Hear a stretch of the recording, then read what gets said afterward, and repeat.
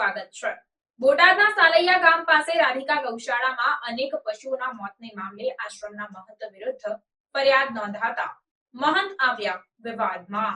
સાલૈયા ગામ પાસે આવેલ ભૂતડા દાદાના ડુંગર પર બાપુશ્રી સેવા ટ્રસ્ટની રાધિકા ગૌશાળામાં ગત તારીખ 29 ઓગસ્ટ 2024ના રોજ 40 થી 50 પશુઓના શંકાસ્પદ મોત થતા હાહાકાર મચી ગયો હતો અને આસપાસના ગામોના જીવદયા પ્રેમીઓ દોડી આવ્યા હતા। ઘટનાની જાણ થતાં બોટાદ પોલીસ કાફલો તેમજ મામલતદાર સહિતના અધિકારીઓ ઘટના સ્થળે દોડી આવ્યા હતા અને તપાસ હાથ ધરી હતી। આ ગૌશાળામાં 500 થી 600 પશુઓ રાખવામાં આવે છે અને તમામ પશુઓને ઘાસચારો અને પાણી નહીં આપી એક જ વાડામાં ક્રૂરતાપૂર્વક બાંધી રાખવાના કારણે 40 થી 50 પશુઓના મૃત્યુ થયા હોવાના જીવદયા પ્રેમીઓએ આક્ષેપ કર્યા હતા, જેથી મૃતક તમામ પશુઓને પોસ્ટમોર્ટમ માટે ખસેડવામાં આવ્યા અને પોસ્ટમોર્ટમ રિપોર્ટ આવતા ગઢડા તાલુકાના ઢસા ગામના શૈલેન્દ્રસિંહ નટવરસિંહ ઝાલાએ આશ્રમના મહંત મિથિલાનંદ બાપુ, ગુરુ ભાસ્કરાનંદ બાપુ વિરુદ્ધ પોલીસ ફરિયાદ નોંધાવી, જ્યારે બોટાદ પોલીસે આશ્રમના મહંત મિથિલાનંદ બાપુ, ગુરુ ભાસ્કરાનંદ બાપુ વિરુદ્ધ ગુનો નોંધીને તપાસ હાથ ધરી છે। મારી શું નામ છે તમારું? હંસાબેન। ક્યાંથી આવો છો? સાલૈયાથી। આ તમારી સાથે બહેનો છે, બધા ક્યાંથી આવેલા છે? સાલૈયાના છે। આપ ક્યાં આવ્યા છો?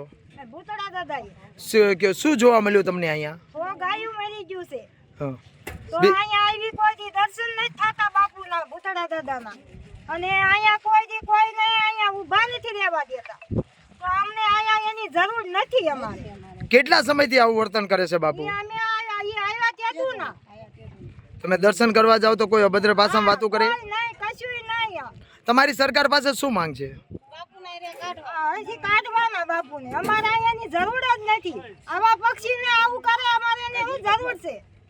કેટલી ગાયો મરી ગઈ છે આશરે? 100 ગાયું મરી ગયું છે।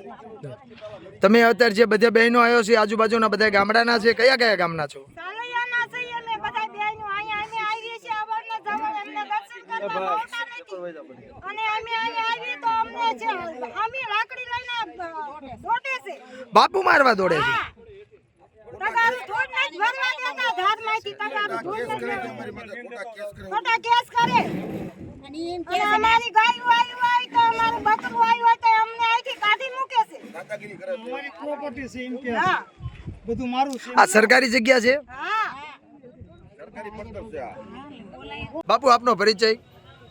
વરદધામ આશ્રમ મહંત શ્રી રાણા ભગત। તો એટલો ખ્યાલ આવ્યો તો ગૌ પોતે પૂછ્યું મરસ એની માટે તાત્કાલિક રણુજા પગપાળા યાત્રા દઈને આવ્યો તો તાત્કાલિક અહીંયા પહોંચી। આપ ક્યારના અહીંયા છો? કાલે આપણે આ સમયમાં આવી ગયો તો 2 થી 3 વાગ્યામાં હું અહીંયા આવી ગયો હતો। ભૂતડા દાદાએ અત્યારે કેવી કામગીરી જોવા મળી આપને?